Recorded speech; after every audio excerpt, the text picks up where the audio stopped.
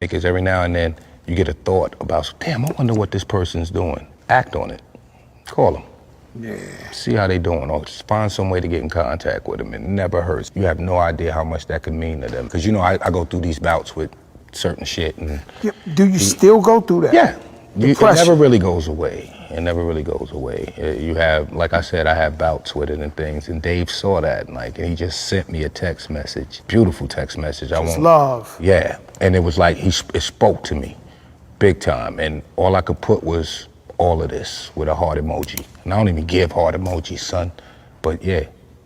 It felt good to know that somebody's thinking about you or your well-being or your health. I went through depression after my sister died, Pun died, my grandfather, same time. I can only imagine. So I was like 2 years straight going to therapists, and it could be a sunny day, the shit look dark outside.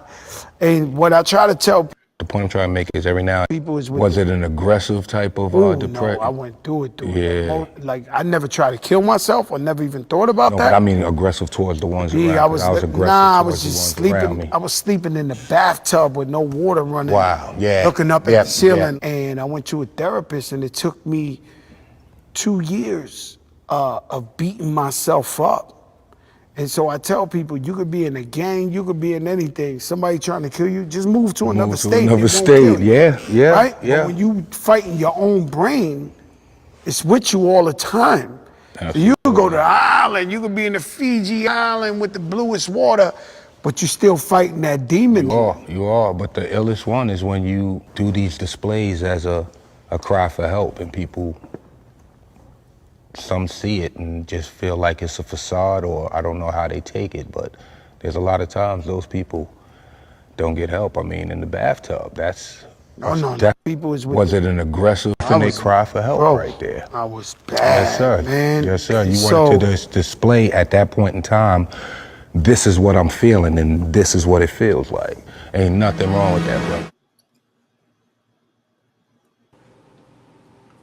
So that was a little clipping from Fat Joe Talks on our Star series and everything, and they really explain how no matter how old you get, no matter how mentally you are, when it comes to depression, it could definitely hit, especially if you're dealing with somebody passed away, trauma and all those things. And it's good to hear men like Fat Joe and Method Man talk about dealing with depression, especially as men. We should talk about this a lot more.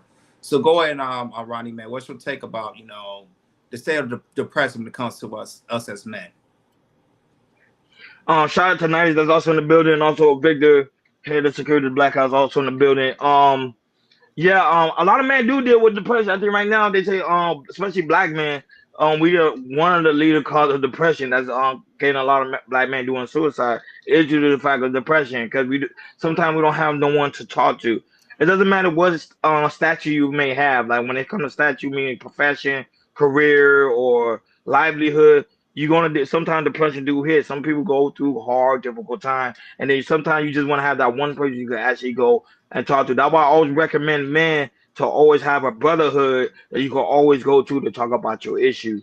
Never hold stuff in, black man, because we tend to hold things a lot because we're taught not to be emotional. We're taught to be strong, and that we can't express ourselves or we can't release that energy which is inside of us. And I think that's a wrong way of teaching. That's why a lot of black men deal with heavy strong depression that they lead to the bottle or to sex or even to alcohol, because of the simple fact is we deal with a lot of deep issues within the inside. So it just shows that Method Man is human, and he want to be able to talk to about his situation. Dealing with depression is very, very strong, especially in the black community. And I think we need to change the way of thinking and need to have that brotherhood that we could go and talk to. Even your woman.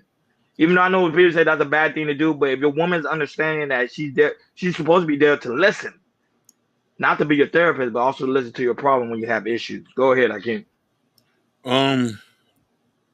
I suffer from depression, doubt, imposter syndrome.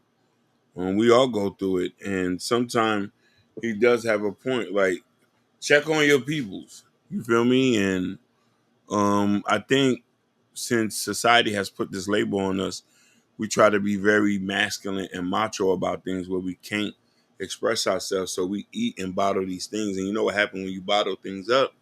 It explodes or breaks. So it's good to reach out.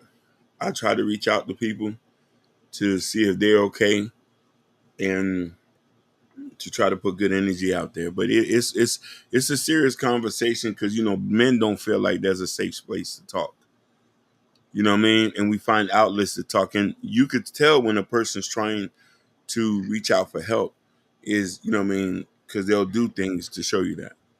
No, but why is that? Why you feel like that? Why you feel like that man feel like it's not a safe place to talk about an Um, issue?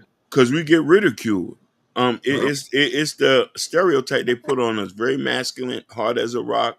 We could take anything. We can't break down. We're a running oil machine like a Toyota. Toyotas don't break down. Jugga, jugga, jugga, jugga, jugga, jugga, jugga, jugga, jugga. So until you feel comfortable enough to talk to somebody and be able to be vulnerable, and them not criticizing you for being vulnerable or not saying, "Oh, that's stupid," or saying like, "Man, I just don't feel good today." You know what I mean? Me, I suffer from that too. There's days I don't feel good, but I don't feel comfortable enough to tell people that, because people might look at me and say, "Okay, he has it all together." We don't all do it, and I think that if the world will open up a space for men to talk, and I know women say, "Oh, I don't want to hear a man whining every day about his problems," but y'all want to talk about your problems every day. You know what I mean? This is why when we cry to our homeboys. We cry to our homeboys and our mamas and our sisters and our cousins. You know what I mean? We don't do that to our significant other because we don't know if that invitation is given out to do that without them ridiculing you. So I need you to be strong for me. We all need emotional support. We all need emotional support. That why I say just give you a woman that understands. I won't tell you because why I put a comment. He say, nah, Ronnie, not the girlfriend. She might walk. Then that's a woman that don't understand. That's not the You woman see? that you need to tell your problems to. And that's why you see a lot of guys always have side dudes. I mean, not side dude, but side girlfriend. Sorry about that. Hmm. Side girlfriends. Because there's always someone that's gonna listen. Not to give you advice, but just to listen. Go right ahead, Jordan.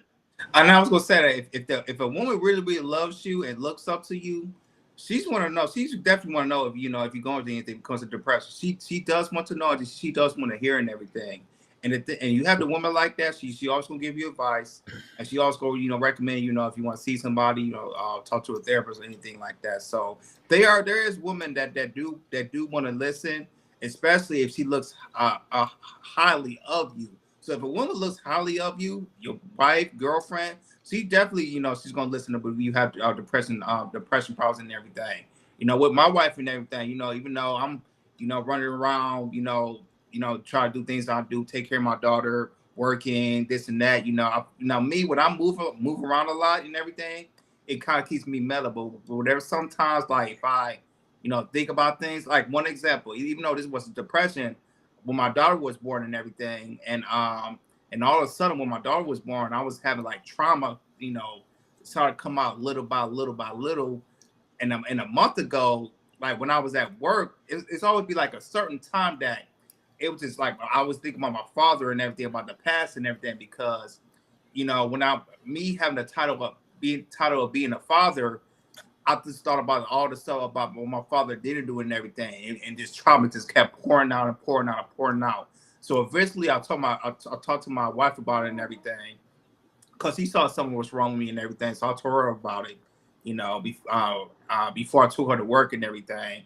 And she talked and she listened. And then after that, I had to talk to my mom about it, and I talked to my brother about it too, because me and my brother, we have like similar issue when it comes to our father and everything. So once I talked to my mom and mother, and definitely talked to my brother about it, it really helped a lot. And just to hear, this that my wife hears me, she understands. My mom hears me, she understands, and also my little brother hears me, he understands too, because we have similar details when it comes to our father as well. So, when it comes to depression, just make sure the person that you telling to, they that you talk to about it, knows that they look highly of you, they respect you highly, and when it comes to you talk about not just depression but anything else, they're gonna listen and they're gonna be careful you. They don't and they want to hear you and everything because I feel like now that we still bitter now as men, for us to talk about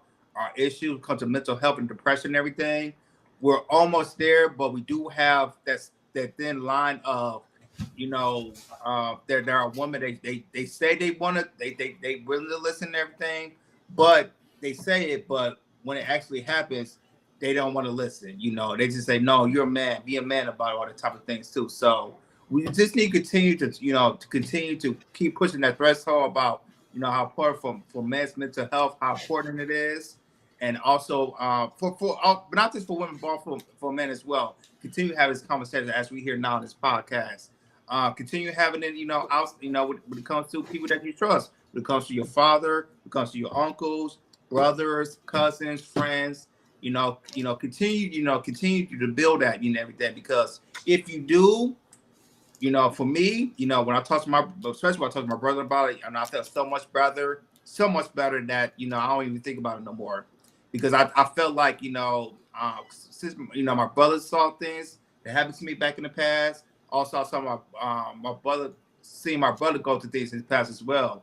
We talked about it for like a good 20 minutes, and after that, we just, felt good about it. So, man, continue to have his conversations, and eventually, hopefully in the next generation or so, for our next generation of men, it won't be so much of a societal thing as as a man, they tough and everything. As instead of men has same problems as women do when it comes to mental healthness, as far as depression, and everybody can talk about it, and everybody can go through things and seek help as well.